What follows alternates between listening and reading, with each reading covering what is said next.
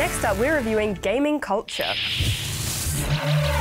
Ah, yes. Now, there's been a lot of backlash against gaming culture recently, with many people saying the experience is sexist. Yeah, so let's start with the early levels. You start as a newbie gamer, new to gaming culture, combating individual comments like the logic of how feminists target predominantly male spaces is very similar to the pattern of locust swarms. Now, playing as a rational human being, your self-esteem will cop quite a hit. Yes, I found this frustrating at first, and to be honest, I felt tempted to disengage almost immediately. And the plot continues the same way as your experience level increases, and you move on to gaming journalism. In this level, you explore the link between discussing misogyny in gaming and the barrage of rape and death threats. Personally, I found those parts quite difficult to maneuver around emotionally.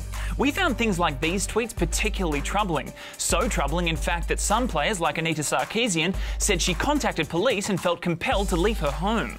And since you're provided with no armour or weaponry, the only option for your character is to go AFK and then AFH. The H stands for how. Yeah, it's weird how in a higher level where you draw attention to sexism and misogyny in the gaming industry, then you're attacked by enemies from the same forums in level 1. It's a major bug in gaming culture that I hope will get removed in future releases, as it really did hinder my enjoyment. Interestingly, it was the final boss level where we had the most trouble, that being the industry itself.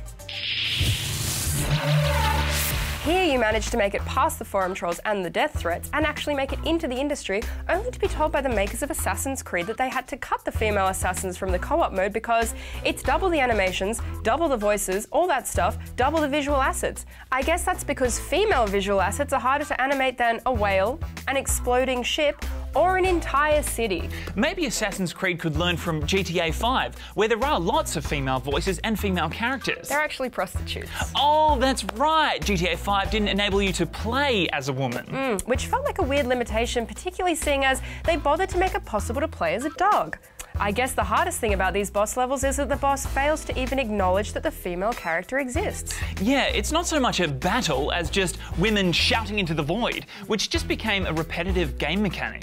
And disheartening. As such, we've decided to give gaming culture a very dissatisfactory 0 chance of change until people stop getting death threats when they try and do something about it, out of 10 rubber chickens. Yeah, let's hope the coming iterations score a little better.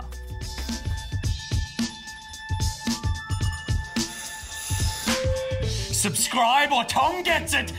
Wait, that's not gonna work. Everyone hates you. How about subscribe and Tom gets it? Yeah, that'll work. Thanks, Tom. No worries, Nick. Shut up, Tom!